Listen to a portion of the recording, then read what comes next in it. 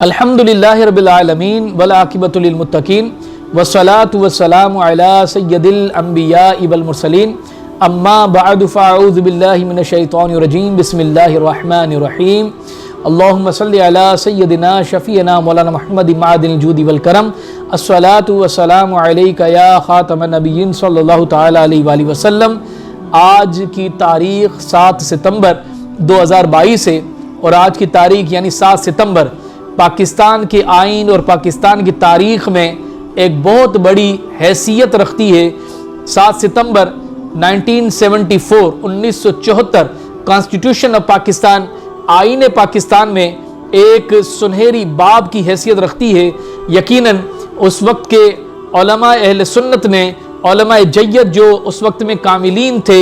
اور خصوصیت کے ساتھ قائد ملت اسلامیہ شاہ احمد نورانی رحمۃ اللہ تعالی علیہ اور رفقائے نورانی یعنی شاہ احمد نورانی کے جو رفقا ساتھی تھے جو اس تحریک ختم نبوت کے اندر سرگرم تھے، ان کی سربراہی میں پاکستان پیپلز پارٹی کے چیئرمین اور بانی اس وقت کے جو سربراہ تھے اور دور حکومت جن کی تھی شہید ذوالفقار علی بھٹو صاحب کے دور اقتدار میں ان کی سگنیچر سے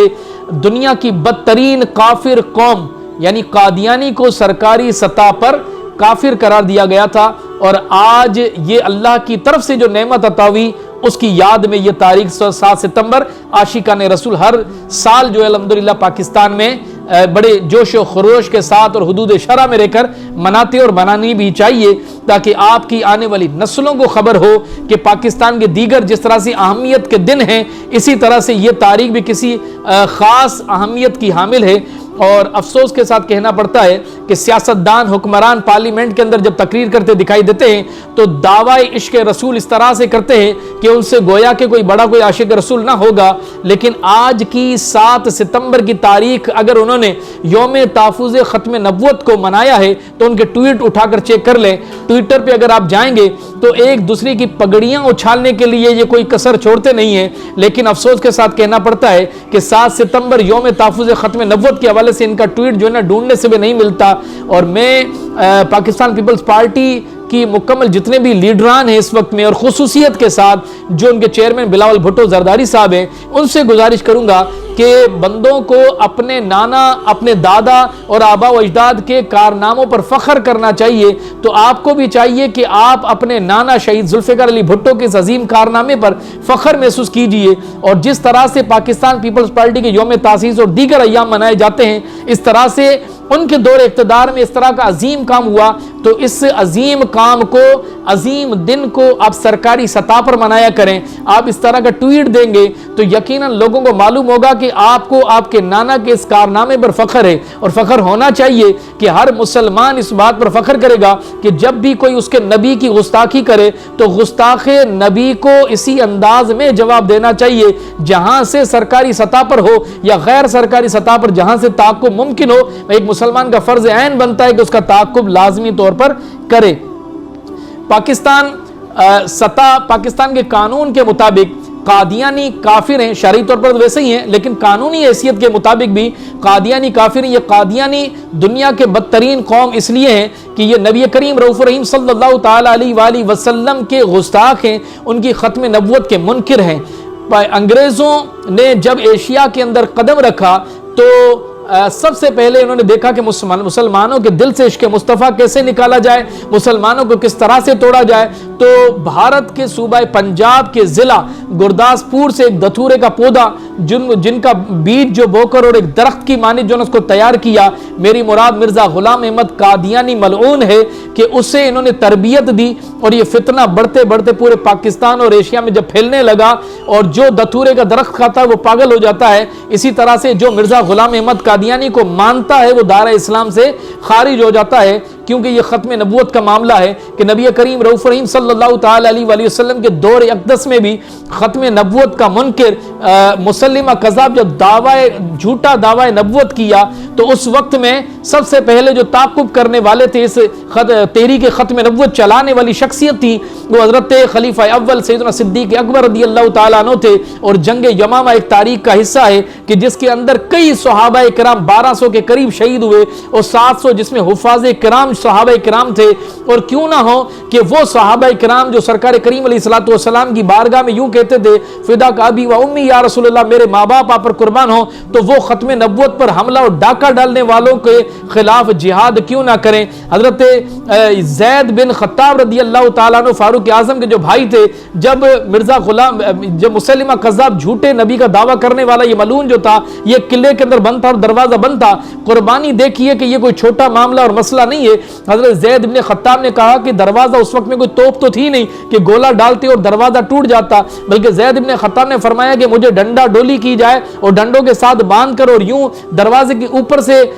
फेंका जाए, अगर मेरी हड्डियां या मेरा जिस्म अगर सलामत रहा, हड्डियां टूटती हैं तो टूट जाएं, लेकिन इन मलऊन को कत्ल करने के लिए, इनको जहन्नम हासिल करने के लिए मैं ये किले का गेट खोल दूंगा। ये एक बहुत बड़ा वाकया है। आप अंदाजा कीजिए कि अगर सहाबा किराम की कुर्बानियों पर कलाम करें तो बहुत बड़ा वक्त दरकार है। इस यूं चलते चलते मुख्तलिफ अदवार में जब भी हुजूर की खत्म नबुव्वत पर कोई डाका डाला गया तो अल्लाह तबारक व तआला ने, कभी तो सैयदना सिद्दीक़ अकबर की मुबारक सूरत के अंदर यह काम लिया गया, तो कभी बाबा मेहर अली ताजदार गोलड़ा की शक्ल सूरत में जो है ना ये काम लिया गया, तो कभी शाह अहमद नूरानी की शक्ल सूरत में काम लिया गया। आज भी जब खत्म नबुव्वत पर डाका पड़ता है तो यकीनन कभी खादिम हुसैन रिजवी सामने दिखाई देता है, तो कभी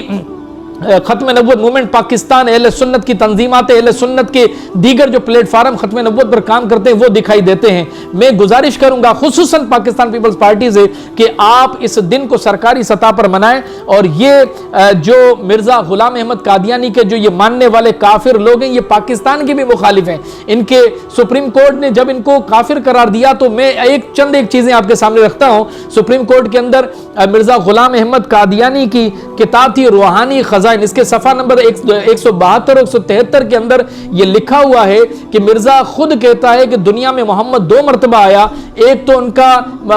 जो आमद हुई वो मक्का शहर के अंदर हुई, और दूसरी मरतबा कादियान के अंदर हुई जो कि मेरी शक्ल सूरत के अंदर हुई, और मैं खुद मोहम्मद माज़अल्लाह सुम्मा माज़अल्लाह। और मिर्जा गुलाम अहमद कादियानी का बेटा खुद लिखता है अपनी किताबों में कि ला इलाहा इल्लल्लाह मुहम्मद रसूलुल्लाह, के मोहम्मद लफ्ज़ से मुराद हम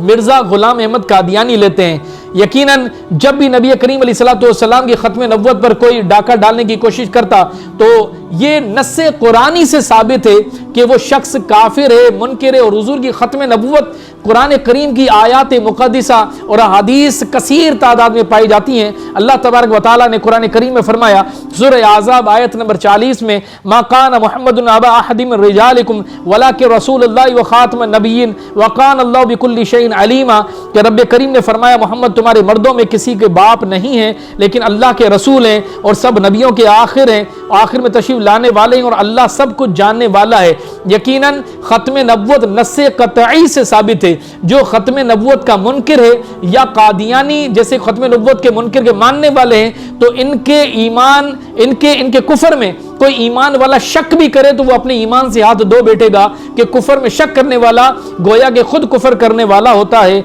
इसी तरह से नबी करीम अलैहिस्सलातु वस्सलाम ने फरमाया कि अना खातम नबीयीन ला नबी अबादी, कि मुझ पर नबुव्वत खत्म हुई, मेरे बाद कोई नबी नहीं आएगा। इसी तरह से नबी करीम अलैहिस्सलातु वस्सलाम ने हजरत अली को फरमाया कि अली तुम्हारा मकाम और मर्तबा मेरी नज़दीक यूं है जिस तरह से हारून का मूसा के नज़दीक था, लेकिन मुझ पर नबुव्वत खत्म हो गई। हुजूर अलैहिस्सलातु वस्सलाम ने हजरत फारूक आज़म से फरमाया कि मेरे बाद अगर कोई नबी होता तो फारूक आज़म होता। फारूक आज़म के मुतालिक ये इरशाद फरमाया। मुतादिद जगह पर सरकार करीम अलैहिस्सलातु वस्सलाम ने यह भी फरमाया कि मेरी मिसाल उस महल खूबसूरत की तरह है कि जिसे किसी देखने वाले ने कहा कि कितना हसीन महल और घर बना हुआ है, लेकिन कोने से एक ईंट निकली हुई है, अगर ये ईंट लगी होती तो कितना महल मुकम्मल और खूबसूरत हो जाता। तो यकीन जानो कि वो कसरे नबूवत की आखिरी ईंट मैं खुद हूं, यानी मुझ पर नबूवत खत्म हो गई। हजरत आदम से नबूवत का इब्तिदा और हुजूर अलैहिस्सलातु वस्सलाम पर नबूवत की इंतहा कि हुजूर अलैहिस्सलातु वस्सलाम के बाद कोई नबी ना आया ना